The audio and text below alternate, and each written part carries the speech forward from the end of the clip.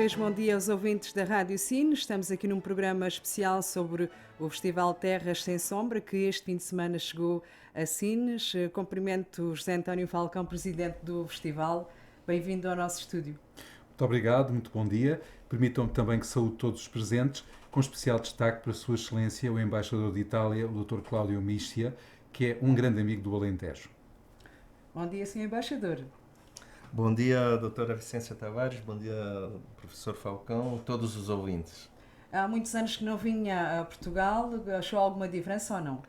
Eu tenho vindo a Portugal continuativamente toda a minha vida, a cada 3, 4 anos, e sempre acho alguma diferença. Algumas em positivo, algumas em negativo, mas agora só vou falar das positivas. Muito bem. O festival José António Falcão começou em março em Arraiolos e tem vindo todos os fins de semana a percorrer o Alentejo, tão bonito que ele é. Podia fazer um pequeno resumo sobre as vossas paragens? Muito bem. Este é um ano em que assinalamos 21 anos de atividade ininterrupta do Terras Sem Sombra. É uma bonita idade para um festival com estas características. Temos este ano como temática o papel da mulher e do eterno feminino na música. Quisemos prestar homenagem a todas as mulheres que se dedicam a este ramo artístico, as compositoras, as intérpretes e também as que inspiraram grandes composições ao longo da história da música. Há que falar da mulher neste contexto, porque a mulher é, mais uma vez, a injustiçada.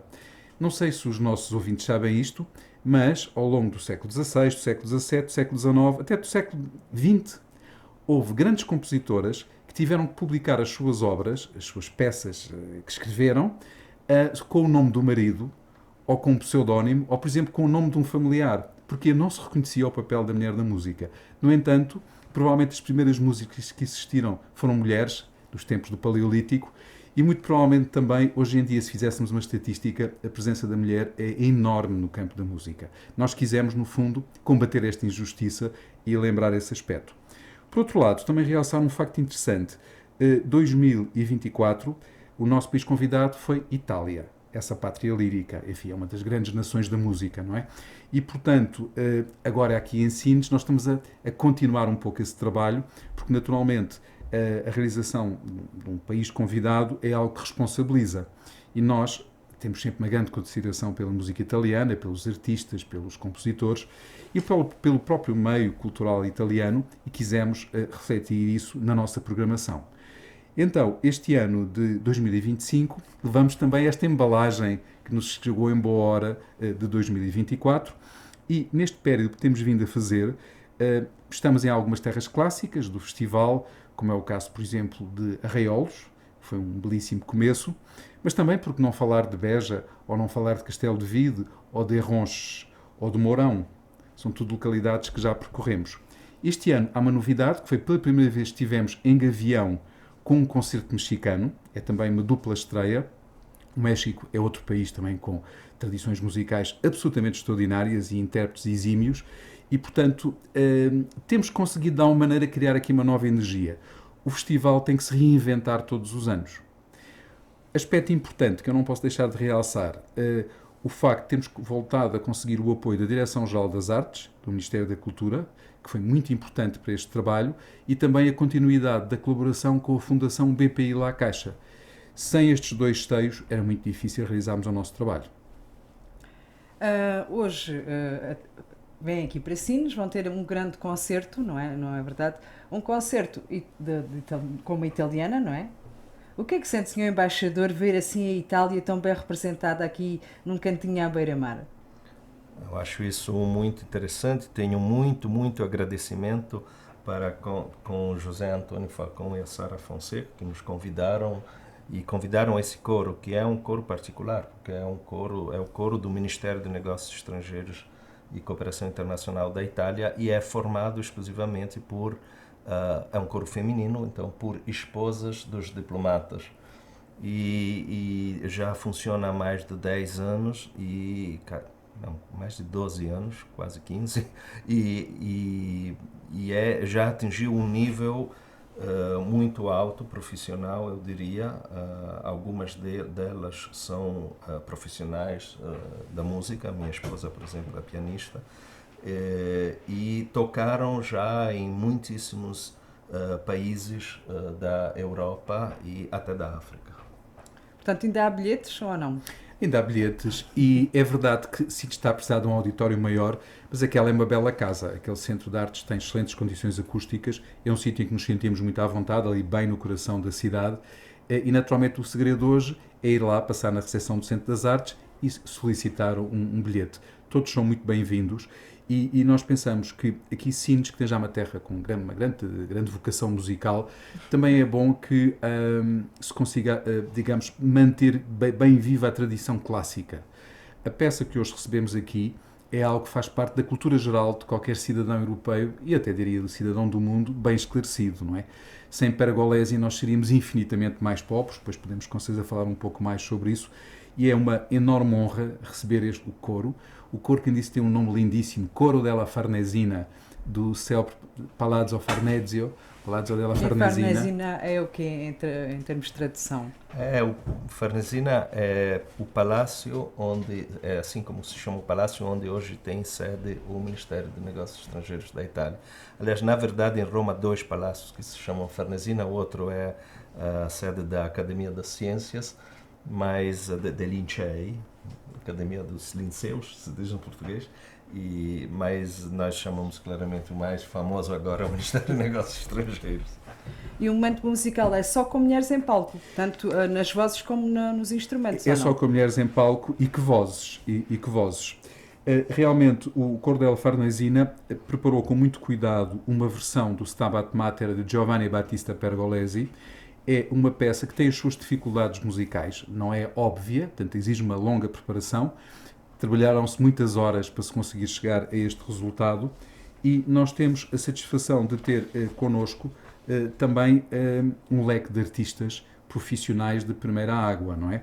A direção artista vai ser da maestrina Fabiola Pereira, que é uma ítalo-venezuelana, podemos dizer assim, que estudou em Caracas, formou-se em Caracas e depois em Itália aprofundou os conhecimentos.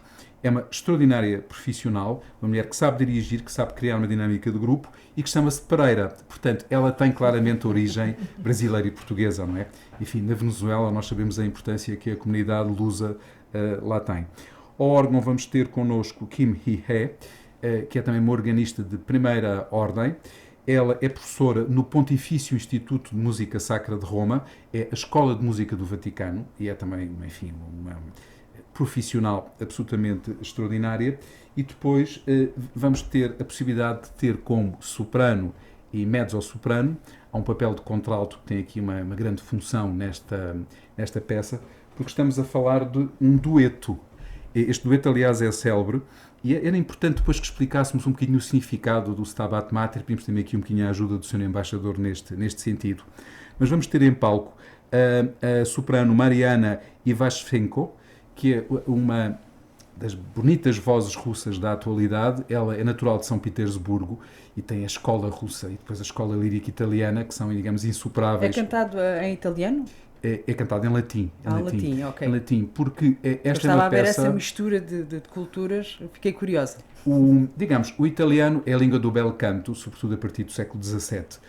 Na música litúrgica, estamos aqui a falar no fundo de uma peça que era interpretada nas igrejas de Nápoles, é o latim ainda, e até com um belíssimo poema escrito no século XIII por Jacopo da Todi, também um autor italiano, mas que é uma das grandes obras devocionais.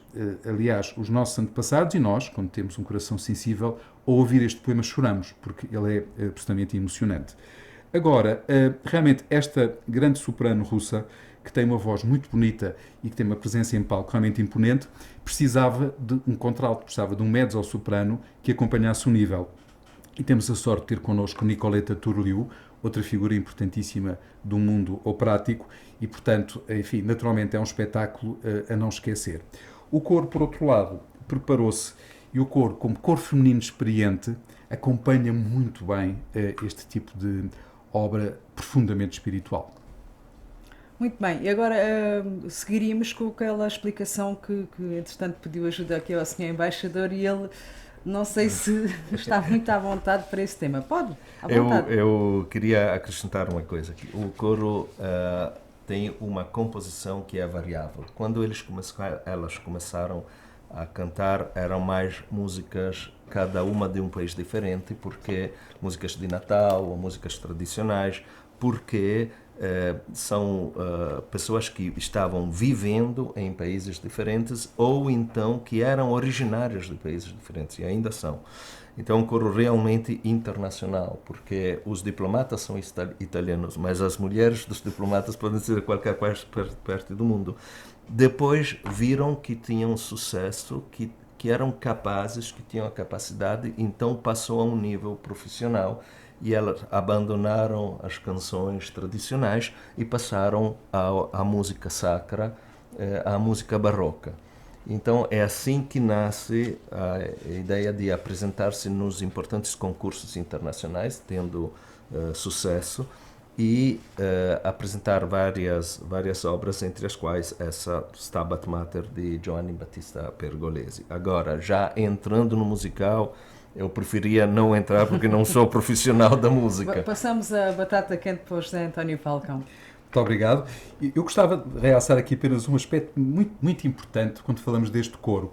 Ele tem por trás uma eminente personalidade musical italiana, que é a maestrina Nancy Romano, que, enfim, é toda uma senhora da música, mas este coro tem atuado, por exemplo, com a Orquestra Scarlatti de Nápoles, que é uma das melhores do seu género, e com a Orquestra do Cinema Italiano de Roma. Ou seja, não ficou apenas no passado. É porque a música, assim como não tem geografias, não tem fronteiras, também não tem épocas.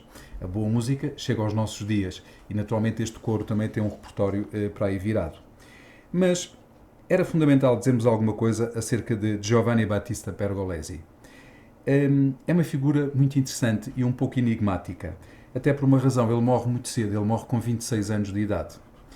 Ele faz, como os grandes músicos desse tempo, grande parte da sua carreira na cidade de Nápoles, que era um centro artístico de primeiríssima ordem, onde, digamos, todas as nações europeias evoluídas iam beber a música, portanto a influência napolitana neste período é muito marcante, e ele escreveu o Stabat Mater em 1736 para uma confraria de Nápoles, a confraria da Irmandade dos Cavaleiros da Virgem Dolorosa da Igreja de São Luís, e falo para substituir uma peça do famosíssimo Alessandro Scarlatti. Ou seja, o nível era tão bom que temos dois gigantes que estão, digamos, aqui a embater um contra o outro, não é? É qualquer coisa de absolutamente extraordinário. Imaginemos, por exemplo, Beethoven e Mozart num duelo. É um bocadinho aquilo que se verifica aqui. Agora, o que pouca gente sabe é que o compositor escreve esta peça quando ele está muito doente de tuberculose, está mesmo a sentir, digamos, a morte a aproximar-se, e nos últimos dias de vida ele retira-se para um convento franciscano em Pozzuoli, e já muito doente ele escreve esta peça. Então esta peça é também uma despedida da vida, mas com um sinal de esperança, porque ele, digamos, relata com muita minúcia os padecimentos de Cristo, mas a mensagem não é derrotista, a mensagem é uma mensagem de vitória, de triunfo da vida no final de tudo isto. E uma mensagem também de apaziguamento, é uma coisa que eu acho que nos tempos que hoje vivemos é muito necessário. Gostava também de lembrar que, curiosamente, o manuscrito autógrafo, escrito pelo punho de Pergolesi, foi conservado pela nação italiana. Ele está preservado na Abadia Beneditina de Monte Cassino, que foi, enfim, muito bombardeada durante a Segunda Guerra Mundial, mas o manuscrito sobreviveu. E isso foi, aliás, entendido pelos monges dessa comunidade quase como um sinal divino. É realmente uma peça, enfim, única na história da música, e eu penso que se os nossos dirigentes, as pessoas que têm de tomar decisões, nomeadamente decisões que têm que ver com a vida dos outros, escutassem de vez em quando o Pergolesi, teriam uma visão mais humanista, que é no fundo a visão que a grande música italiana nos transmite. A Itália é um país que tem uma capacidade enorme de soft power através da cultura, da música, da literatura, do cinema, da ópera, mas também da música litúrgica e religiosa. E esta peça, enfim, se tivéssemos que salvar 10 peças musicais do mundo, numa catástrofe, esta seria certamente uma delas. Portanto, é um momento musical a não perder esta noite.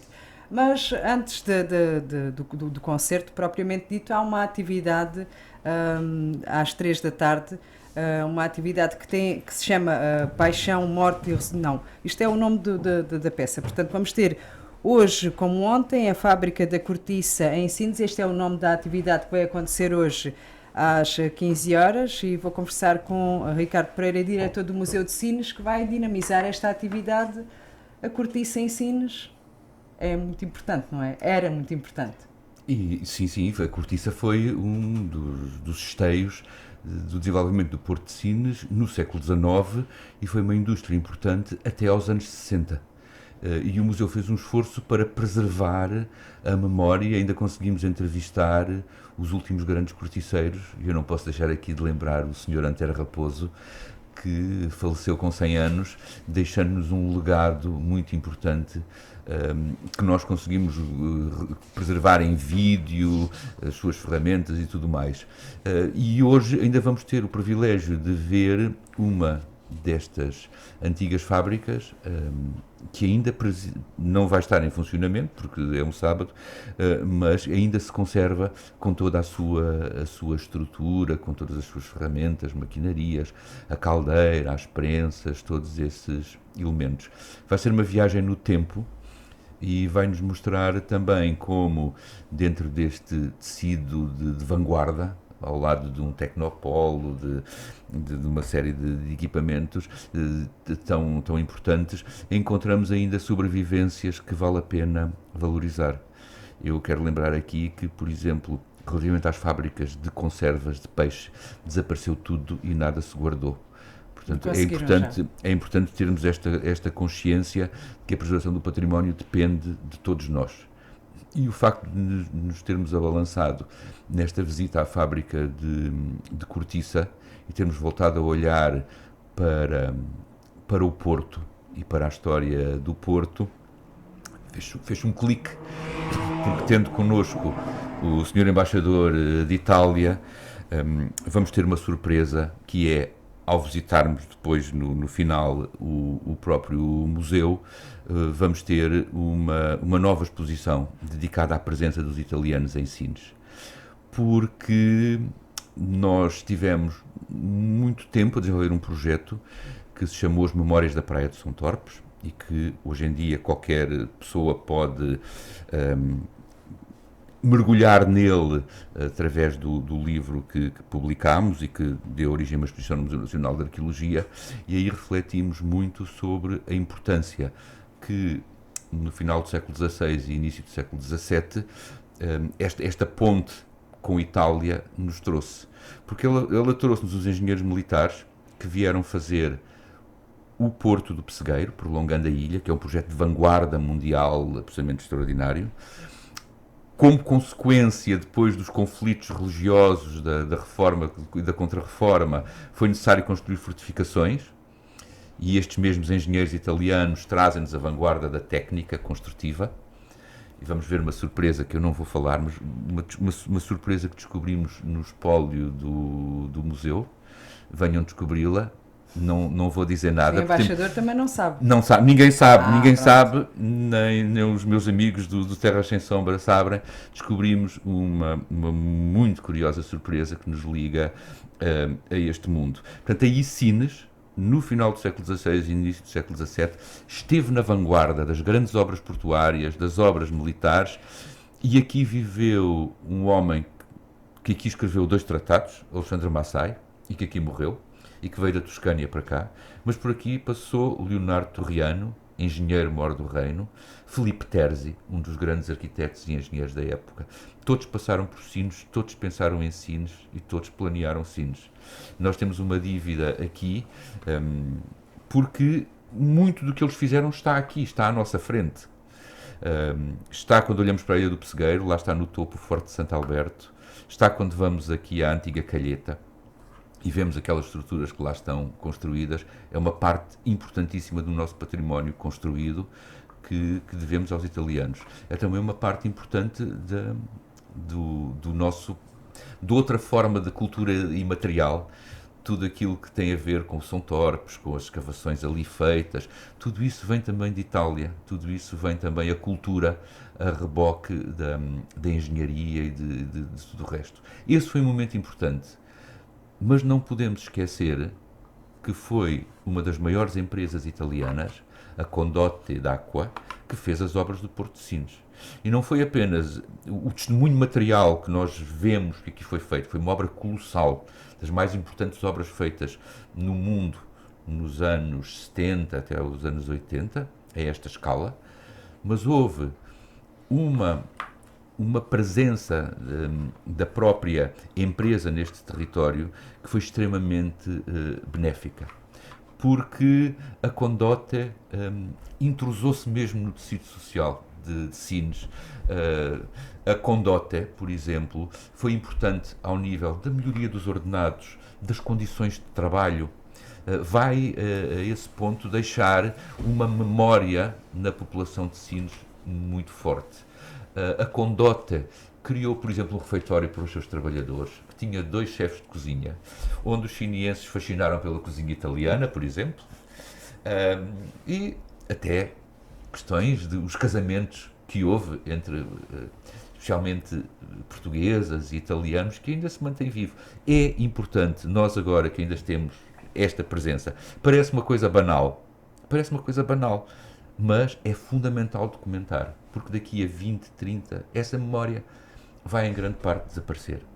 Nós conseguimos registar, temos, por exemplo, uma entrevista extraordinária do Sr. Bona, que foi uma figura, foi a presença aqui em Sines. O Sr. Bona foi presidente do nosso clube desportivo, do Vasco da Gama. O Sr. Bona levou o Vasco da Gama à Itália.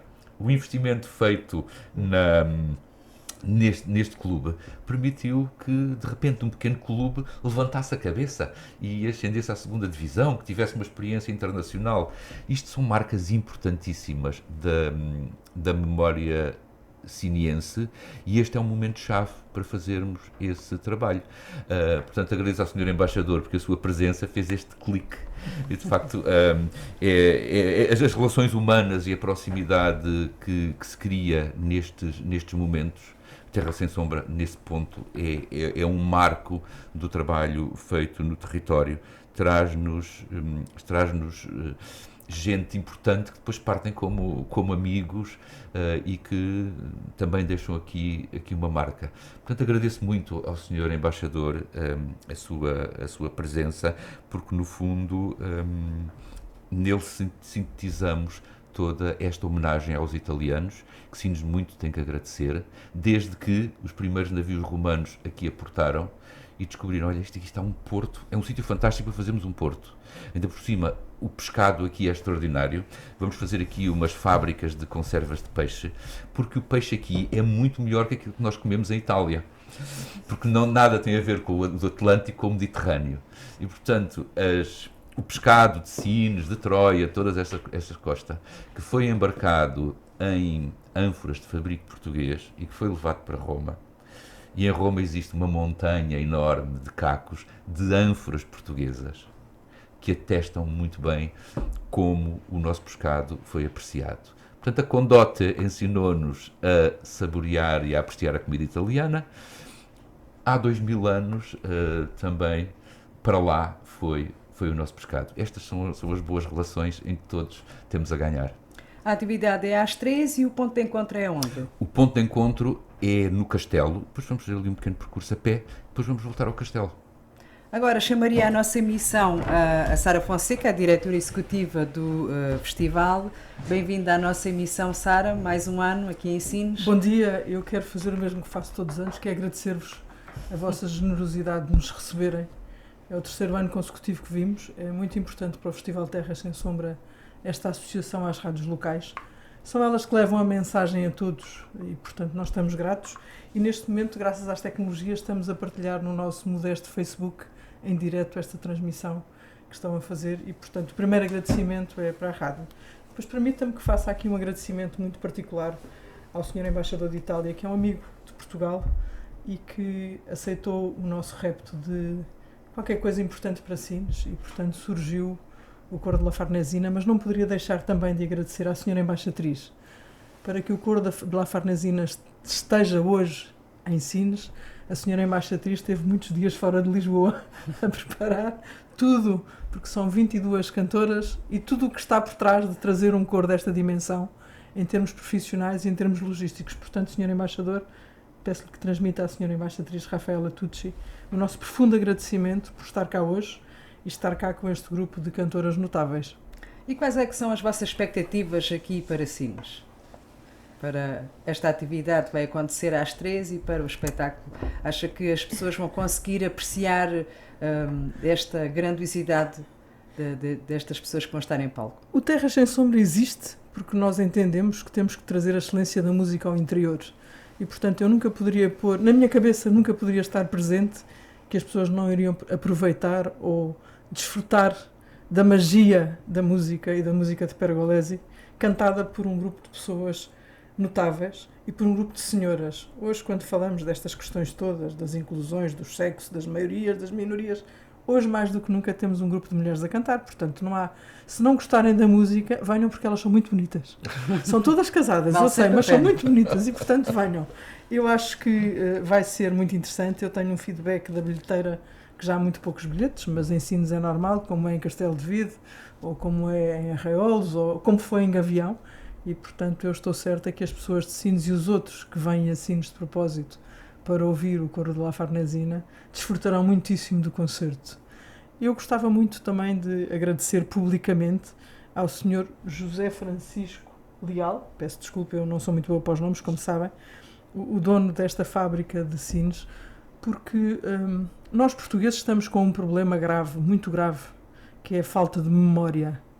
E outro problema gravíssimo é o reconhecimento.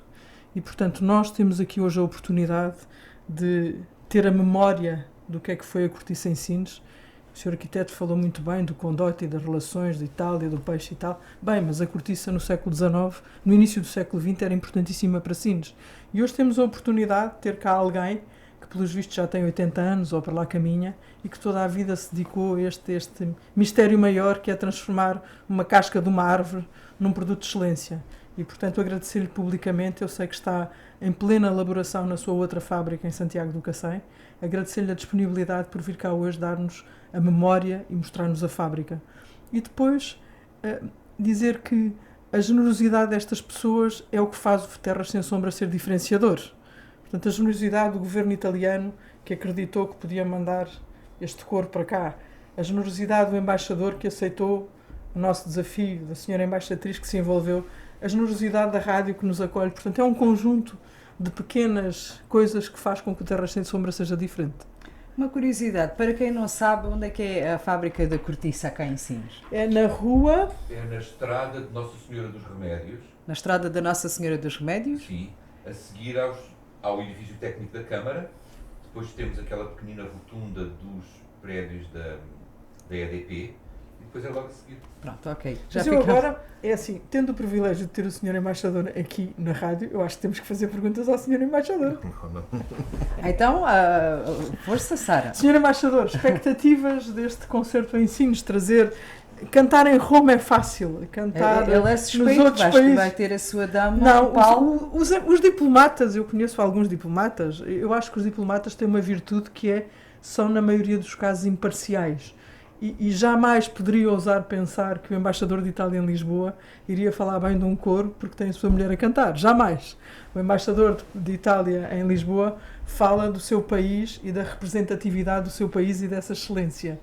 E, portanto, Sr. Embaixador, na verdade, dê-nos o seu contributo. Não, o coro é muito bom, mas eu realmente não quero falar muito do coro porque nós vamos ouvir o coro hoje. Aliás, eu queria agradecer ao arquiteto Pereira e a diretora Fonseca, porque eu dizer também que eu vou estar tanto na visita à fábrica de cortiça, que é uma coisa muito interessante. Aliás, poucos sabem que a Itália também é um grande produtor de cortiça, se bem não tenha tanto impacto na cultura como tem em Portugal. Também estarei na abertura da exposição sobre Alessandro Massai e Condotte d'Acqua. A coisa que eu queria ressaltar agora, claro que vou estar no coro também, né? Não teria falta, Sr. Embaixador. A coisa que eu queria ressaltar, que me chamou muita atenção nessa conversa que tivemos aqui, é que eu, mesmo sendo italiano, eu nunca aprendi tantas coisas sobre Itália desde quando estou em Portugal, que é uma coisa muito interessante. Por quê? Porque eu sempre digo aos meus amigos italianos, vocês estão errados. Vocês pensam que os portugueses são um povo mediterrâneo. Não são. Não somente geograficamente, não são mentalidade. O português é um povo atlântico.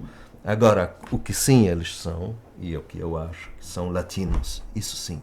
E essa base comum é uma coisa incrível que nós temos. Temos muitas coisas em comum, muitas, mas eu acho que tudo vem dessa base latina. Quando o Dr. Pereira falava da importação de peixe da antiga Roma, é incrível que a primeira voz da verba de importação da Lusitânia para a capital do Império Romano, na época, no primeiro, segundo, terceiro século depois de Cristo, era peixe em conserva. Hoje, a primeira voz da verba da produção alimentar que de Portugal vai à Itália é peixe em conserva. Ainda hoje, depois de 2000 anos, nós temos a mesma tradição, a mesma base, a mesma língua comum. Eu, por exemplo, eu detesto realmente quando, ao me encontrar com um português, me fala em inglês, porque eu acho que nós falamos a mesma língua, com acentos diferentes, são dialetos, digamos, diferentes do latim, mas temos a mesma língua. Isso é hábito de alguns portugueses, nomeadamente se for ao Algarve durante o verão, só falam inglês. Sim, certo, mas lá... Com portugueses, com toda a gente. Lá há muitos ingleses também durante o verão. Não, mas como pudemos aqui ouvir, percebemos perfeitamente, Sr. Embaixador, que adotou também o português como a sua língua materna, não é? Bem, o português é a minha língua materna, porque a minha mãe é brasileira, mas eu só comecei a falar português do Brasil quando tinha 13 anos e depois aprimorei. Eu vivi 2 anos no Brasil e depois fui estudando e fui embaixador em Angola. E agora, quando me perguntam se eu falo português ou brasileiro, eu falo...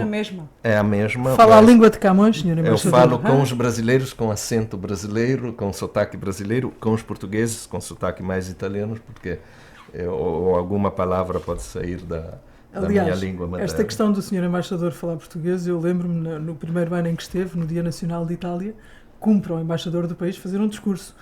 E na festa de Itália está sempre muita gente, é uma festa que tem muita gente.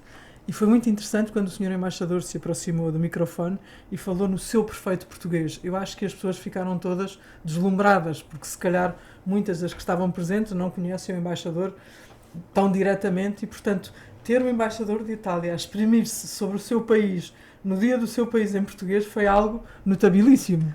Parabéns! E eu sempre conto essa história, que eu tenho muito orgulho, sempre tive, não por ser embaixador agora em Portugal, mas sempre tive muito orgulho de ter uma ascendência portuguesa de Vila Real. E quando a primeira vez cheguei a Portugal na idade adulta, em 1985, já faz 40 anos, a primeira cidade, depois de chegar a Lisboa, que eu fui, foi Vila Real, para visitar. Eu fui buscar o cemitério, mas claro que não encontrei nenhum dos meus antepassados, porque tinham ido para o Brasil. Mas foi assim uma maneira de me acercar da minha história, que é um ponto em comum que temos com Portugal, o amor pela história. Já agora uma curiosidade, nesta altura do campeonato já conhece a bela gastronomia portuguesa. Qual é que é o seu prato favorito? Eu acho que para mim, como para a maioria dos italianos, é o bacalhau à Brás. Olha, cá está uma receita simples. É uma marca identitária dos estrangeiros. Eu acho que todos os estrangeiros que passaram pelo Terras Sem Sombra são unânimes em dizer que o prato preferido não são sardinhas, é bacalhau à Brás. Portanto, vocês do Festival Terras Sem Sombra, a equipa tem que levar... Não, eu lamento nesta preparação dos dias em que cá estão, até porque nos dão o privilégio de estar alguns dias em Portugal. Eu tive o cuidado só de preparar peixes e mariscos. Vão comer carne amanhã à noite, mas é assim uma coisa muito... E não preparei bacalhau, porque bacalhau comem em Lisboa. Sim. Portanto, aqui no litoral alentejano vão ter a oportunidade de desfrutar da excelência do peixe desta costa, que é completamente diferente, e portanto vão ter esse périplo gastronómico pelo peixe e pelos mariscos, mas não pelo bacalhau à Brás. Guardamos o bacalhau à Brás para Lisboa. Exatamente. José António Falcão, últimos minutos aqui deste programa, não sei se queria acrescentar mais alguma coisa a esta grandiosa atividade que vai acontecer aqui em Sines durante hoje, porque amanhã não poderão fazer a atividade, uma vez que temos o ato eleitoral. Vocês já tinham escolhido alguma atividade e depois anularam, porque, entretanto, marcaram-se eleições, ou como é que foi? Nós já tínhamos, de facto, escolhido, juntamente com o nosso parceiro município de Sines, ao qual estamos também muito gratos, porque, enfim, é um parceiro muito importante nesta nossa dinâmica. Há outras instituições locais, a Junta de Freguesia, a Associação de Bombeiros, são entidades com as quais nós colaboramos, o próprio Porto, e, portanto, temos aqui também que lembrá-los. Mas, de facto, íamos focar a geologia de Sines. Sines tem uma geologia interessantíssima, que, aliás, também explica um pouco o seu desenvolvimento histórico. E, portanto, era por aí que as coisas iam, mas vamos adiar simplesmente. Pronto, Sim. não pudemos realizar, estava tudo já combinado para esta data. Mas tencionam fazer ainda durante este ano ou ficará para a Ficará para o próxima próximo edição? ano, certamente, até porque a geologia não se move, está lá, e vamos fazer essa ação. Esperemos que não. Olha, no sábado passado a geologia moveu-se comigo ali sentada na cadeira de pivô da rádio, eu senti. Houve um pequeno sismo. Sim, mas Sim. para mim é aterrador. Aqui temos palavras tranquilizadoras, sobretudo porque o nosso parceiro é o Laboratório Nacional de Engenharia e Geologia, que são os grandes conhecedores, de facto, deste território também do ponto de vista científico. Agora, há aqui um aspecto, aproveitando o facto de termos connosco o Sr. Embaixador, que é uma atividade descentralizada. E eu gostava de realçar isto, é que este corpo poderia estar a atuar, enfim, no Teatro Nacional de São Carlos, no Teatro Nacional de São Luís ou em qualquer outro, não é? No Porto. Não, está a atuar em Sines. Eu acho que era um tema muito interessante também para debatermos aqui, porque esta descentralização. É dos pontos que eu faço questão que seja parte da minha gestão da Embaixada, é estar presente em todo o território português. A Embaixada, obviamente, está na capital, em Lisboa, mas a Embaixada é em Portugal. Então, eu acho que nós temos que estar presentes com nossas iniciativas, que sejam de promoção cultural, científica ou econômica, comercial, em todo o território. E foi por isso que eu sempre apoiei e dei crédito às iniciativas do Festival Terra Sem Sombra, porque me consente também estar presente em outras partes, no caso no Alentejo. Porque em Lisboa já tem muita coisa. Nós aqui, mais na periferia, tendo esta oportunidade, é muito bom. A última vez que o coro esteve em Portugal, em 2013, se eu lembro bem, foi em Lisboa. Então estava certo estar Acho em muito outro bem virem lugar para hoje. Sines.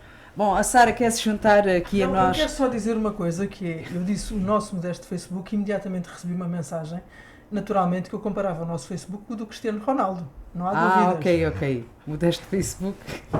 As pessoas sempre atentas a dar recadinhos. Sim. Bom, José António Falcão. Há aqui um outro aspecto também que é muito interessante desta cooperação com a Itália, é que hoje há uma presença de cidadãos italianos muito relevante em todo o país, mas particularmente no Alentejo. Temos muitos, não é verdade, Sr. Embaixador? Há muitos cidadãos, cresceu muito. No ano 2000 nós tínhamos 3.000 italianos em todo Portugal. Hoje temos 32.000 registrados na Embaixada de Itália e 40.000 registrados pela AIMA. Mas por quê? Uma boa parte desses são italianos que vêm do Brasil, mais ou menos eu diria uns 15, 16, máximo 18.000, mas os outros são muitos jovens e italianos que vêm buscar trabalho e italianos já anciãos que vêm gozar da aposentadoria aqui da reforma. E acho que fazem muito bem, que isto é um país espetacular. Se eu me reformasse como embaixador, eu pretendo continuar aqui. Porque mas é um sítio espetacular. Mas uma coisa, como estávamos a falar da comida, os italianos não viriam se a comida não fosse muito boa. Ok. Porque, ao contrário do que se diz, em Itália não há só pizzas e massas. Não, há muita coisa, coisa. A cozinha italiana é uma referência. Agora, Sr. Embaixador, há também importantíssimos investimentos italianos no nosso país, não é? Nós temos muitas empresas que vêm para Portugal, está crescendo. Eu acho que ainda tem potencial. Em particular, a minha aposta é fazer entender que Portugal não é somente Portugal, porque os italianos vêm 10 milhões de habitantes e proporcionam à população. Não, Portugal também é o centro de uma comunidade maior de países de língua portuguesa em que se podem fazer negócios em toda a comunidade. E às vezes é mais fácil para o empresário italiano chegar a Lisboa e encontrar o ministro de um país da África que é de língua portuguesa e fazer o negócio ali. Então, aí está a aposta. Uma boa aposta. Vamos aqui, entretanto, encerrando aqui esta emissão, deixando o convite para a atividade que vai acontecer hoje, que tem a ver com uma visita à fábrica de cortiça e com algumas surpresas, que o arquiteto Ricardo Pereira não quis dizer, porque senão também não seria surpresa, e também o convite para ver grandes senhoras em palco esta noite no Centro de Artes. Sabemos que ainda há alguns bilhetes. E muito bonitas. Elas... Pelo que sabemos, elas cantam maravilhosamente bem e são lindíssimas. Portanto, se não for pela voz, será pela parte visual. Será sempre importante ir ao Centro de Um Artes. espetáculo é a conjugação de múltiplos fatores. Além disso, temos que realçar aqui um aspecto muito interessante. Há alguns anos que nós temos uma colaboração profícua com o Teatro Nacional de São Carlos, que é, aliás, um teatro muito italiano ali no coração de Lisboa. E o Teatro de São Carlos foi extremamente generoso porque emprestou duas telas de palco, enfim, valiosíssimas, e são belas peças que vão ser colocadas com pano de fundo no auditório do Centro das Artes. O que é que elas têm? Elas representam motivos típicos do mundo lírico que nos permitem ter ali um enquadramento cênico, como se diz. Se estivéssemos num teatro de ópera, falaríamos de proscénio, não é? Um enquadramento cênico que realmente nos faz sonhar e nos leva para uma outra dimensão. Eu queria realçar isto porque, de facto, temos um grande orgulho nesta colaboração com o Teatro Nacional de São Carlos, que é, enfim, a grande casa da música em Portugal. Aliás, é a segunda vez que estas telas estão em Sines. Tem que se aproximar, Sara. É a segunda vez que estas telas estão em Sines. Vieram para Sines quando foi a entrega dos prémios a Teresa Berganza e voltaram agora com a cor de La Farnesina. Não voltaram antes, não foi possível. Portanto, isto também valida a importância do concerto da Janete. E estamos satisfeitos porque vemos que o próprio Teatro Nacional de São Carlos aprecia este esforço de divulgação da cultura italiana fora, digamos, da grande cidade de Lisboa. Agora, eu pedi a licença para vos falar um bocadinho mais de Pergolesi e do Stabat Mater. Há um grande filósofo do século XVIII, o Jean-Jacques Rousseau, o partidário da raison. Não era propriamente um homem muito religioso, digamos assim, pelo menos no sentido de um catolicismo tradicional. Aliás, a Revolução Francesa faria de Jean-Jacques Rousseau um dos seus ídolos. Quem visita o Panteão em Paris, lá está o túmulo em grande destaque de Rousseau. Pois este homem gostou tanto da peça de Pergolesi que escreveu o seguinte a propósito do andamento da abertura, aquele em que o diálogo, digamos, entre as duas grandes vozes se coloca. É o dueto mais perfeito e comovente que saiu da pena de algum compositor jamais na história da música. Isto dito por Rousseau é para ser escrito mesmo na pedra, não é? Quer dizer, são letras de bronze que têm que ficar. Agora, o poema que está na base da composição e que é um poema medieval é impressionante. E eu gostava de ler aqui, eu não sou um grande diseur, não sou um grande especialista a ler poesia, mas a oração é tão bela que vou arriscar-me. E começa assim. Estava a Mãe Dolorosa junto da cruz, lastimosa, enquanto Jesus sofria. Uma longa e fria espada, nessa hora atribulada, o seu coração feria. Oh, quão triste e tão aflita padecia a Mãe Bendita, entre blasfémias e pragas, ao olhar o Filho amado, de pés e braços pregado, sangrando das 5 chagas. Os nossos antepassados, e nós também, quando escutavam estas palavras, ficavam profundamente emocionados, porque é, no fundo, também um outro legado italiano que tem que ver com o franciscanismo, com São Francisco de Assis, que cria, no fundo, uma religião à medida do homem.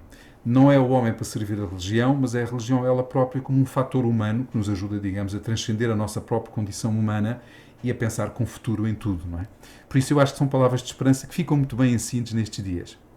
E vamos terminar aqui este programa. Pedi à Sara Fonseca se quisesse juntar a nós, que ela tem sempre mais qualquer coisa para dizer. Não, o grande desafio é, mais uma vez, não percam, venham até nós, estejam às 15 horas no Castelo. Vamos naturalmente guiados pelo Sr. Arquiteto Ricardo Pereira, a quem tenho que agradecer também. E eu queria fazer também aqui um agradecimento à equipa do Centro das Artes, que foi extraordinária, à doutora Liliana Rodrigues. Mais uma vez, todas as pequeninas coisas que estão por trás são resolvidas. Portanto, o Sr. Arquiteto entregou o seu tempo agora a montar uma exposição que eu penso que é notável, como todas as que tem feito durante estes anos em Sines, e portanto quero agradecer à Liliana Rodrigues e à sua equipa e dizer às pessoas: não percam esta oportunidade. Temos uma oportunidade que não, na vida as coisas passam, ou apanhamos, ou o autocarro depois não volta a segunda vez. Portanto, 15 horas no Castelo, vamos em direção à fábrica da Cortiça, vamos ter o privilégio, para mim é um privilégio, ter um homem com 80 anos que se desloca de Santiago do Cacém para vir dar o melhor de si a pessoas que não conhece durante 1 hora ou 2, eu acho que é notável. 15 horas partimos para a fábrica da Cortiça, depois voltaremos ao Castelo para a abertura da exposição. Hoje não existem atos administrativos, porque estamos em dia de reflexão e, portanto, não há inaugurações de exposições por parte de ninguém. Vamos abrir a exposição. Temos a honra de contar com a presença de Sua Excelência o Embaixador de Itália em Sines, que muito agradeço.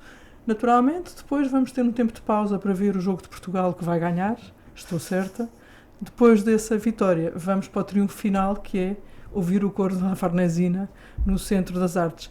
Amanhã, naturalmente, como é da praxe, com a liberdade que o 25 de Abril nos trouxe, vamos votar em consciência nas nossas terras e vamos fazer o que entendermos por elas. Se as quisermos melhores, fazemos A, se quisermos piores, fazemos B, mas vamos votar. Vamos cumprir este ato de cidadania que o 25 de Abril deu aos portugueses e depois, chacun sa place, nós amanhã vamos, com o coro de La Farnesina, fazer uma pequena volta no litoral alentejano, explicar-lhes e mostrar-lhes o que é a excelência desta parte do território português e depois, na segunda-feira, regressarão a Roma, nós certamente já com saudades delas, mas pronto, agradecendo esta oportunidade que a Embaixada de Itália e o Governo de Itália nos deu. Naturalmente que este ano é um ano mais fácil, este ano não me perguntou por contas, nós este ano tivemos a oportunidade de ter uma candidatura aprovada pela Direção-Geral das Artes e também fazer um agradecimento muito, muito, muito particular à Fundação BPI La Caixa, que foi no ano em que nós não tivemos financiamento, a Fundação BPI La Caixa esteve ao nosso lado e permitiu que as coisas continuassem. Resta-me agradecer ao município de Sines, ao Sr. Presidente da Câmara de Sines e aos eleitos, a oportunidade de continuarmos a colaborar mais um ano. Desejo os maiores votos à equipa cessante e, portanto, agradecer-lhe por estes 8 anos, 12 anos de colaboração permanente. Foi um ativo muito importante para nós, Terras Sem Sombra. E agradecer, the last but not least, agradecer à rádio, o seu sorriso, Vicência, está sempre disponível. Ali ao nosso homem que está sempre super concentrado, mas que ouve tudo e consegue fazer tudo. E dizer que, se Deus quiser, para o ano voltaremos à Rádio Sines e ao município de Sines. Muito obrigado. Deixo aqui o último trecho do programa para umas palavras com o Sr. Embaixador. Dizer só Sr. Embaixador, mas não dizer o seu nome, mas eu vou arriscar. É o Dr. Cláudio Mischia. Muito bem, perfeita pronúncia, obrigado. Não vou falar italiano, não. Eu quero agradecer pela essa oportunidade de falar no rádio. Eu acho que o rádio é o meio mais eficiente, pela quantidade de coisas que se podem passar e pelo efeito que tem. Então sempre adoro falar no rádio e agradeço a Vicência Medeiros Vicência Tavares por ter me convidado nessa transmissão, nessa emissão. Na Rádio Sines é que agradece. Vicência, não nos podemos esquecer que a rádio é uma invenção italiana. Sim, Marconi. Senhor Embaixador, está tudo à volta. Os italianos é que andaram aqui a mexer em tudo, já vi. Muito bem. Agradeço a todos estes momentos de conversa, aprendemos sempre muito mais todos juntos e percebemos que todos juntos somos mais fortes.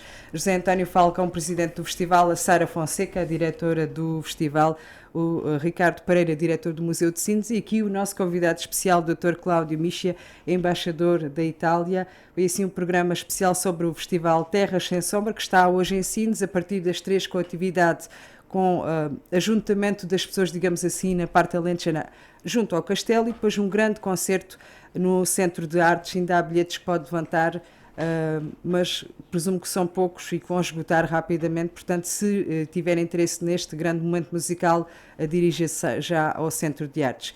emissão de Vicência Tavares com o apoio de Filipe Medeiros. Desejamos a todos um excelente fim de semana e deixar aqui o convite para amanhã à noite, a partir das 19h, a nossa grande emissão sobre as autárquicas 2025, com comentadores e também com os resultados logo que eles apareçam em direto aqui na Rádio Sines.